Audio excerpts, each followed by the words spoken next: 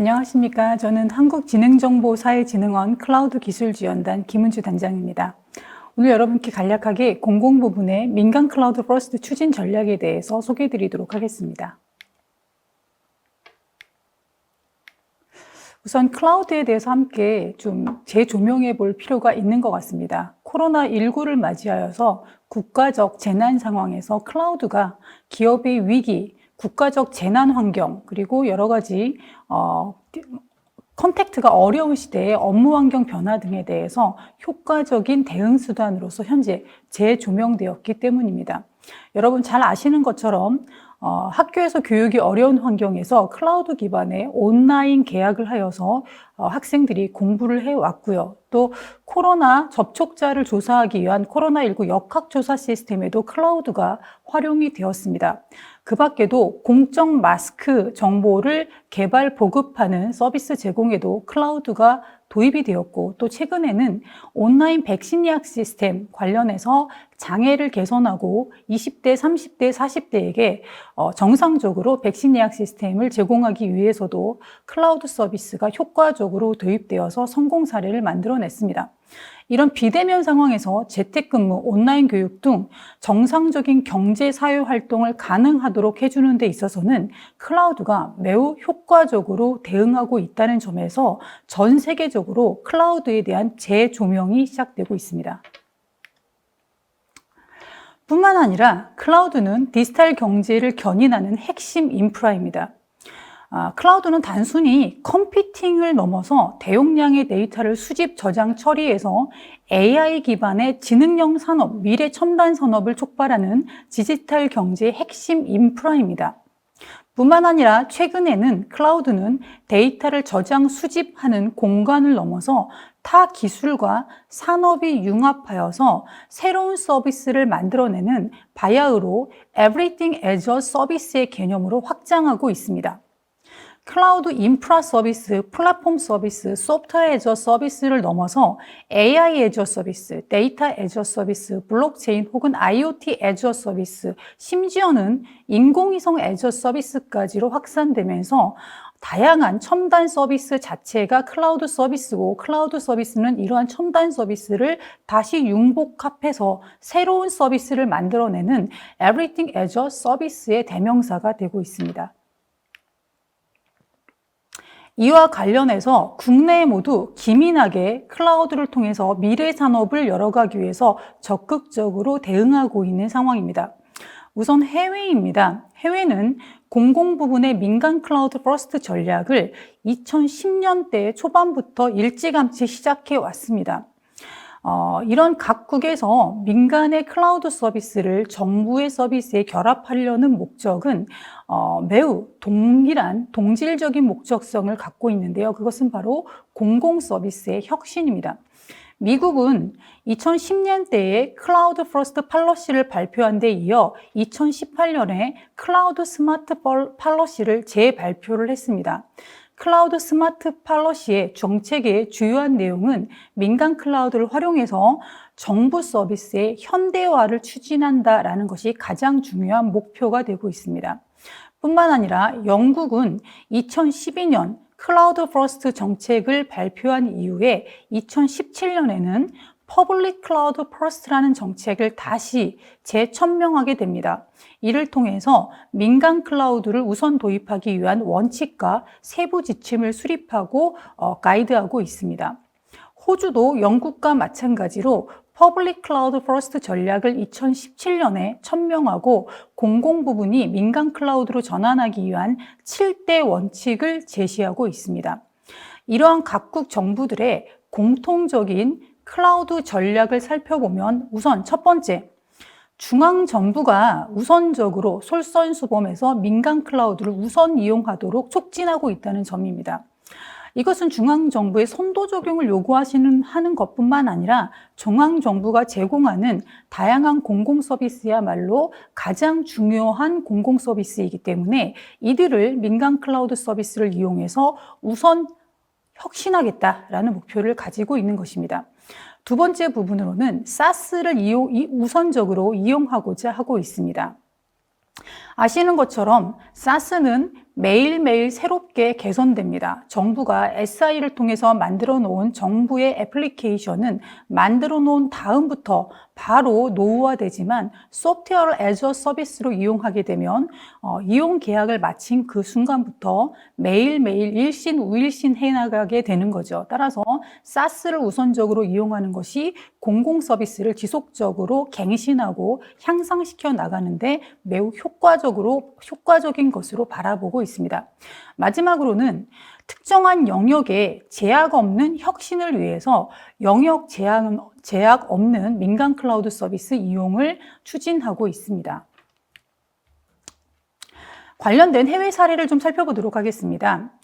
우선 미국의 국방부, DOD라고 하죠. 미국의 국방부는 전투 시스템을 잘 만들기 위해서 특히 이제 글로벌하게 그 전투가 세계 각국에서 벌어지고 있기 때문에 글로벌 합동 전투 역량을 향상시키기 위해서 거의 10년에 걸쳐서 클라우드를 도입해서 전방위적으로 방어 체계를 향상시키겠다라는 프로젝트를 진행을 하고 있습니다.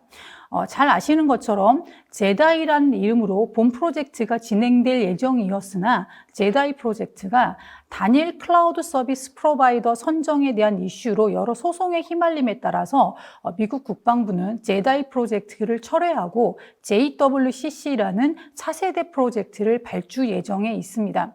JWCC 프로젝트의 가장 큰 특징은 기존의 제다이 프로젝트가 단일 민간 클라우드 사업자를 선정하려고 하다가 여러 가지 이슈에 휘말린 부분을 벤치마킹해서 멀티 클라우드 사업자를 선정해서 복수계 사업자 기반으로 합동 방어 체계를 구축한다는 목표를 갖고 있는 것입니다. 하단에 보시고 계시는 그림은 미국의 국방부가 2019년에 천명한 미국 국방부의 클라우드 스트래티지에 들어가 있는 핵심 전략 그림입니다. 맨 왼쪽부터 오른쪽으로 가면서 미국 국방부가 추구하는 클라우드의 최적화 전략을 로드맵을 보여주고 있습니다. 왼쪽에는 굉장히 많은 데이터 센터와 그리고 국방부가 이용하고 있는 퍼블릭 클라우드들 그리고 국방부가 자체적으로 운영하고 있는 클라우드 센터들이 혼용되어서 현재 구성되어 있는 부분을 알 수 있습니다.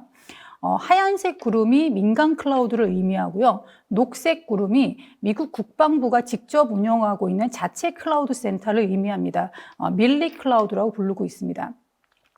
중간에 있는 그림이 제다이 프로젝트가 추구했던 그 단일 민간 클라우드 사업자 선정을 통해서 제다이 기반의 합동 방어 체제를 수립하고 그리고 국방부가 가지고 있던 밀리 클라우드 같은 국방부의 클라우드 센터들을 좀 더 통합해 나가는 그림을 볼 수 있습니다. 그리고 마지막으로 최종적으로 골로 갖고 있던 것이 제다이 같은 단일 프로젝트를 중심으로 한 민간 클라우드 서비스 프로바이더를 멀티 클라우드로 구성하는 그림을 갖고 있었는데 어떻게 보면 제다이 프로젝트가 소송에 휘말리면서 맨 끝에 있는 복수계의 클라우드 서비스 사업자 멀티 클라우드 기반의 합동 방어 체계를 구축하려고 하는 부분이 좀 더 당겨지는 측면이 있지 않은가 싶습니다. 다음으로는 미 중앙정보국인 CIA가 민간 클라우드를 계약해서 어떻게 이용하려고 하는지 상황입니다. CIA가 2013년에 이례적으로 10년짜리 프로젝트를 발주하면서 많은 이슈를 모았었습니다. 이 당시만 해도 프라이빗 클라우드에 대한 선호가 커서 아마존이 수주를 했고 PPP 형태로 아마존의 데이터 센터 안에 CIA 데이터 센터 안에 아마존이 클라우드 서비스를 구축하는 형식으로 프로젝트가 진행이 됐습니다. 이로부터 10년 가까이 지난 그 CIA는 다시 CIA의 차세대 클라우드 계약 서비스를 발주하게 되는데요. 2020년부터 35년까지 15년간의 미 중앙정보국의 클라우드 프로젝트를 발주하게 됩니다.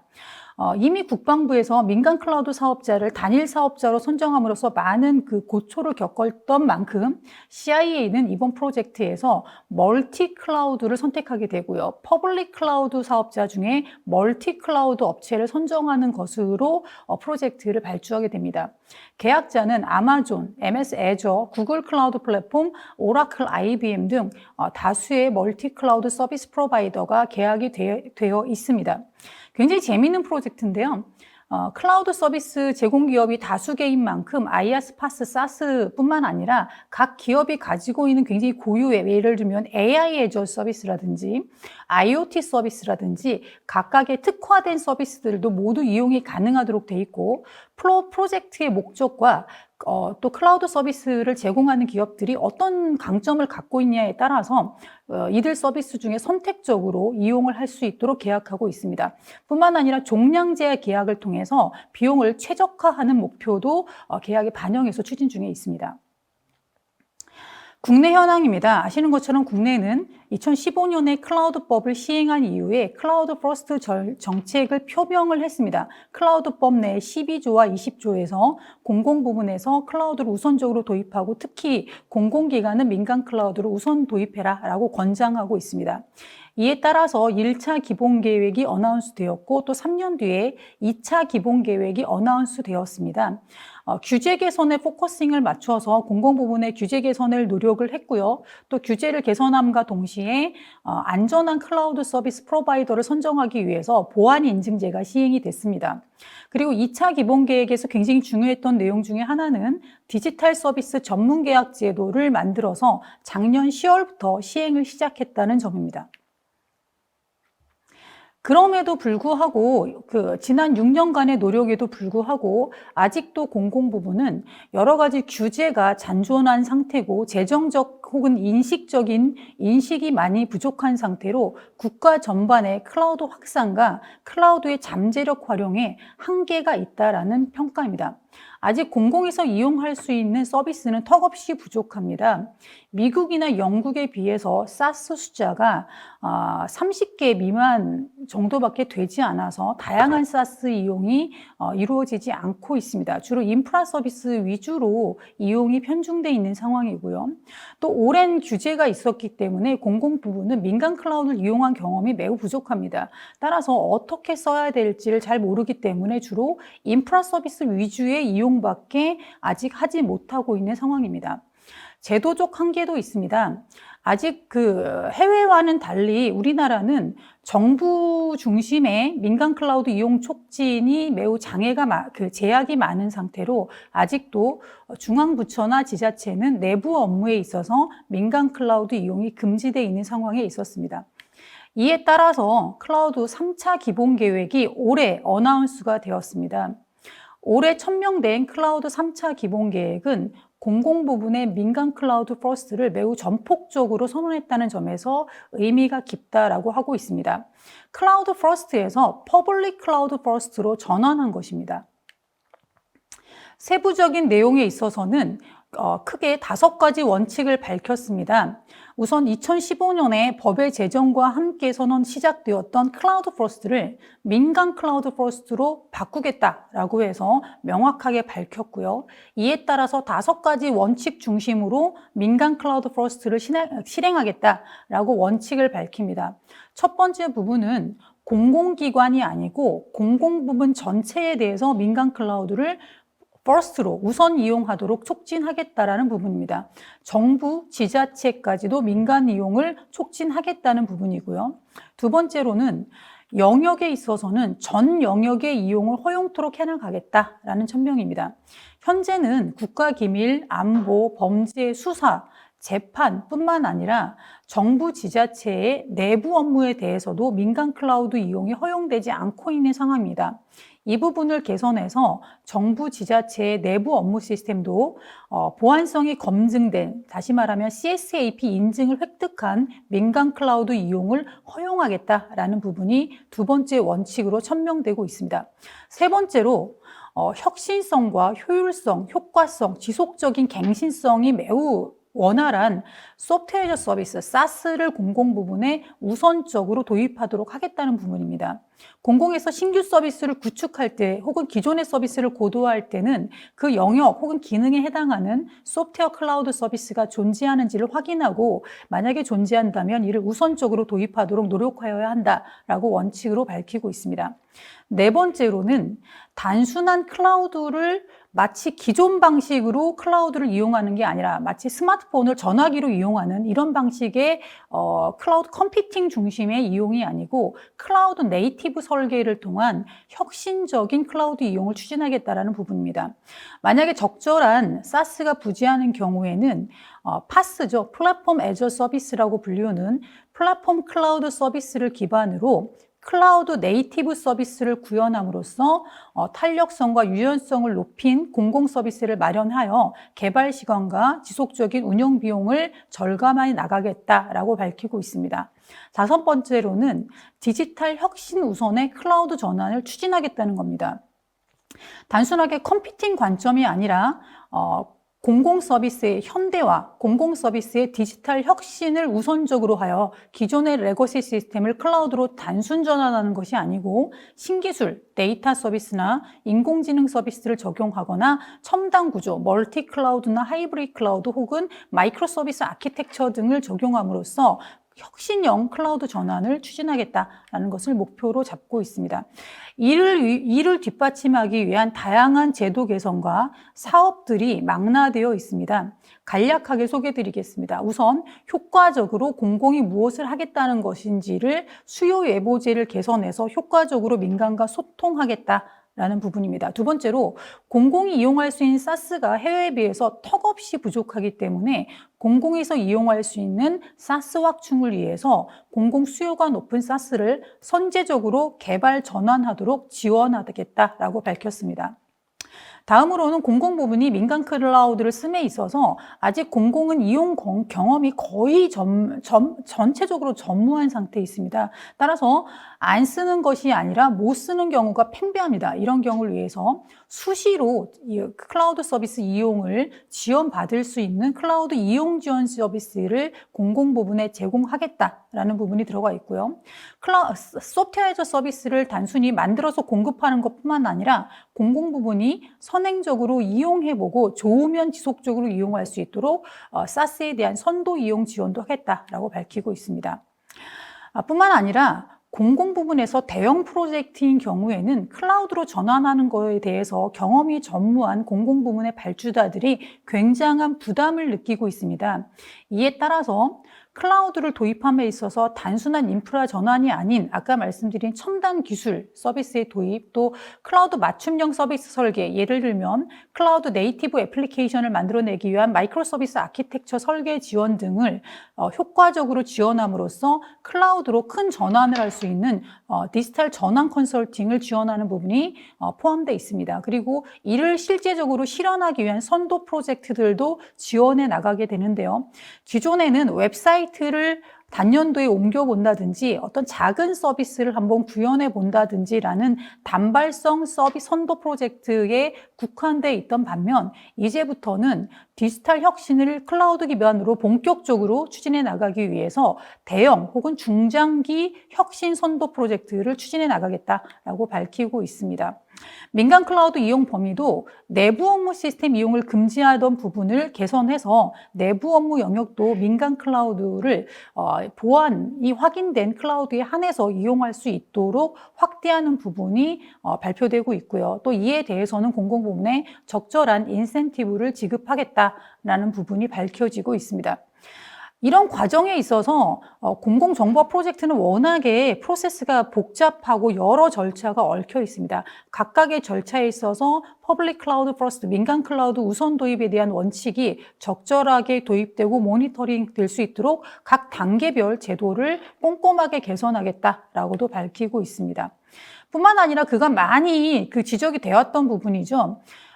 우리나라의 예산 체계는 1년 기준으로 책정되는데 클라우드는 종량제 아니냐, 이 격차를 어떻게 메꿀 거냐라는 부분에 대한 많은 문제 이슈가 있었습니다. 이에 대해서도 정부의 예산 체계가 종량제를 커버할 수 있도록 예산 편성이나 집행 체계를 개정하겠다라는 부분이 밝혀져 있고요. 또 특별한 경우에 클라우드가 생각보다 굉장히 국민 요구가 많아서 많이 이용됐다라면 낙찰 잔액을 활용할 수 있게 해준다든지 다양한 개선점을 제공하도록 밝히고 있습니다. 가장 중요한 부분이죠. 그럼 어떻게 서비스를 제공하고 이용할 것이냐라는 부분에 있어서는 이미 2차 기본 계획에 따라 작년 10월부터 디지털 서비스 전문 계약 제도가 본격적으로 신설되어 진행되고 있습니다. 이런 디지털 서비스 전문 계약 제도가 작년 말에 신설된 만큼 디지털 서비스 전문 계약 제도를 전폭적으로 활용할 수 있도록 조달 체계를 혁신시켜 나가겠다는 것이 이번 기본 계획의 중요한 부분으로 포함되어 있습니다. 혁신 조달 체계와의 연계를 강화할 것이고요. 현재 디지털 서비스가 선정된 이후에 조달청을 통해서 구매됨에 있어서 여러 가지 절차들이 중복되거나 절차들이 연계되어 있지 않은 부분들을 간소화하고 연계하고 통합함으로써 절차를 수요자 혹은 공급자 관점에서 간소화하겠다라는 부분이 포함되어 있습니다. 뿐만 아니라 교육과 홍보를 강화함으로써 디지털 서비스 이용을 촉진해 나갈 계획입니다. 디지털 서비스에 대한 품질도 지속적으로 관리해 나갈 것이고요. 그리고 어떤 서비스가 얼만큼 계약돼서 이용 중인지는 수요자나 공급자 모두에게 매우 중요한 정보이므로 계약 정보도 투명하게 공개해 나갈 것입니다. 현재 디지털 서비스 전문 계약 제도에는 디지털 서비스 222건이 계약되어서 총 1년 동안 1,220억 원의 디지털 서비스 이용 계약이 체결되었다고 공개되어 있습니다. 등록된 디지털 서비스는 현재 122개이며 이 중에 87개 서비스인 71.3%가 중소기업이 제공하는 서비스이므로 디지털 서비스의 발전과 확산은 중소기업 서비스의 발전, 확산, 육성에 기여할 것으로 기대되고 있습니다. 민간 클라우드 퍼스트를 위한 3차 기본 계획의 노력은 향후 3년간 지속될 것이고 많은 의견과 소통을 통해서 본격적으로 시행될 수 있도록 노력하겠습니다. 감사합니다. 네, 단장님 발표 잘 들었습니다. 지금 보니까 우리 단장님께서 발표하실 때 지금 실시간으로 아주 궁금하신 부분이 많으신 우리 시청자분들께서 질문하셨는데요. 몇 가지만 좀 질문 한번 드리겠습니다. 혹시 그 공공기관에서 그 AWS 등의 외국 민간 클라우드 서비스 사용에 대한 니즈가 지속적으로 발생하고 있는데요. AWS 등 외국 민간 클라우드를 도입하여 활용하고 있는 사례가 있는지, 또 해당 클라우드 서비스를 사용하기 위한 전제 조건은 무엇인지, 그런 걸 궁금하다고 하네요. 공공 부분에서 민간 클라우드를 사용함에 있어서 해외 클라우드인지 국내 클라우드인지에 대한 별도 규정이 존재하지는 않습니다. 공공 부분은 보안 인증받은 클라우드를 이용하도록 규정화되어 있습니다. 따라서 보안 인증을 획득한다면 국내 클라우드 기업이든 외산 클라우드 기업이든 이용이 가능합니다. 다만 아직까지는 외산 클라우드에 대해서는 인증받은 외산 클라우드가 존재하지 않기 때문에 아직까지는 국내 클라우드 기업들이 인증을 받아서 서비스를 제공하고 있습니다. 네, 그렇군요. 자, 또 하나 있습니다.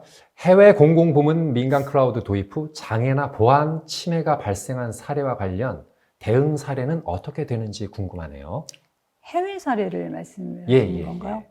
해외에서 여러 가지 장애 사례, 사실 클라우드 서비스 잘 아시는 것처럼 클라우드를 이용한다고 해서 장애가 발생하지 않는 것은 아닙니다. 다만 장애의 발생 시간이 얼마나 짧냐 라는 부분, 그리고 얼마나 빨리 회복할 것이냐라는 부분에 클라우드 서비스의 방점이 있다고 생각을 합니다.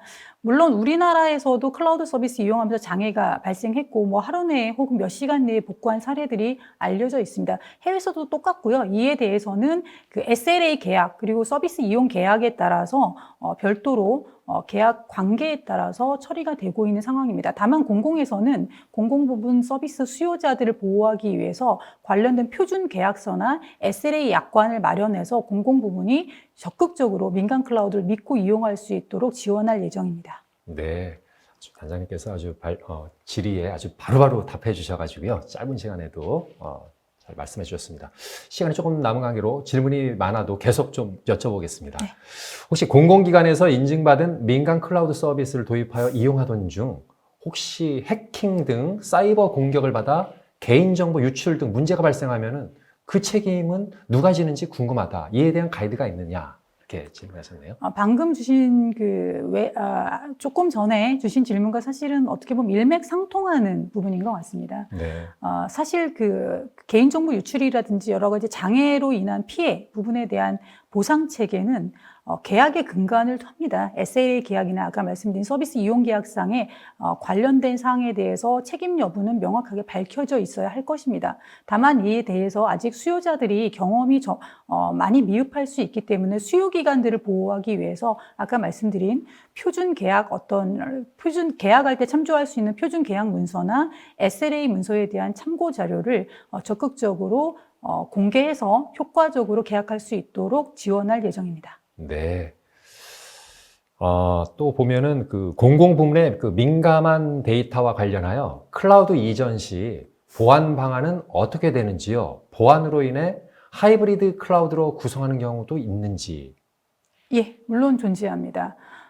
민감한 데이터에 대해서 민간 클라우드 이용은 허용되고 있지만 당연히 기존에 갖고 있던 데이터에 대한 보안 관리 수준은 유지해야 하는 것이 원칙입니다.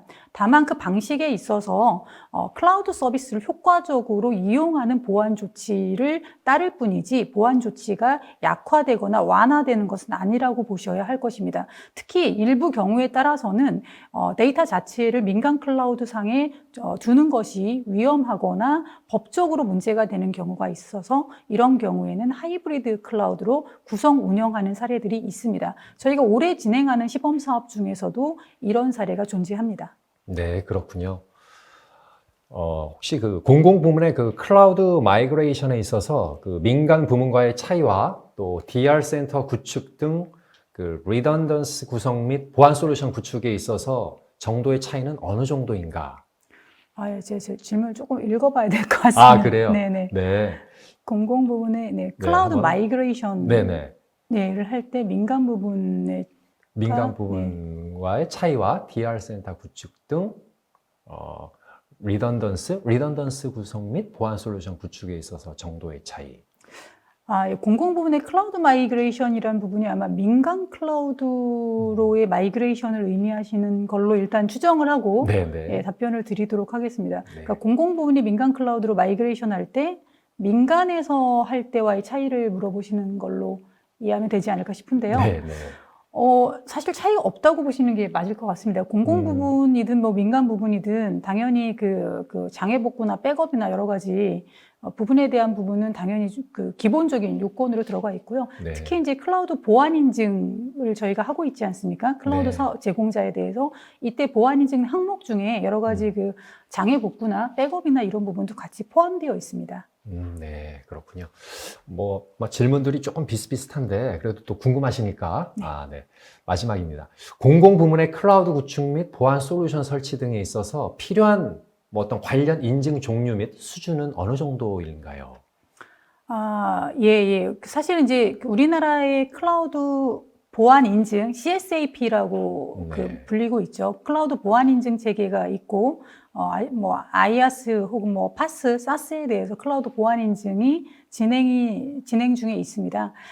이는 이제 사실 미국의 페드램프라는 보안 인증 체계를 벤치마킹해서 만들어져 있는데, 미국은 3단계 인증을 하죠. 그래서 쉽게 상중하 인증을 통해서 상은 굉장히 강력한 인증, 하는 좀 더 용이한 인증으로 해서 데이터나 서비스가 얼마나 중요한 내용을 다루냐에 따라서 좀 나누어져서 인증을 받게 하고 있는데, 아직까지 우리나라는 그 중에 한 중간 정도의 인증 체계를 가지고 있는 것 같습니다. 다만 해외와는 달리 공공은 민간과 논리적 분리가 아닌 물리적 분리를 강력하게 요구하고 있기 때문에 해외 페드램프는 논리적 분리를 허용하는데 우리나라는 물리적 분리를 요구하고 있기 때문에 이 부분은 어떻게 보면 굉장히 강력한 보안 수준을 요구하고 있다라고도 할 수 있을 것 같습니다. 네, 그렇군요. 딱 우리 단장님께서 정해진 시간에 아주 좋은 발표와 질문도 아주 명확하게 해주셨습니다. 시청자 여러분, 이렇게 저희가 지금 라이브로 직접 하는데 궁금하신 점들 바로바로 답해 주시니까 좋죠. 보니까 지금 계속 궁금하신 것들이 계속 질문으로 올라오는데요. 이 부분은 우리 또 단장님께서 또 돌아가신 다음에 또 해당 또 실무자께서 정확하게 아주 자세하게 회신토록 하겠습니다. 오늘 단장님 발표 감사드립니다. 감사합니다.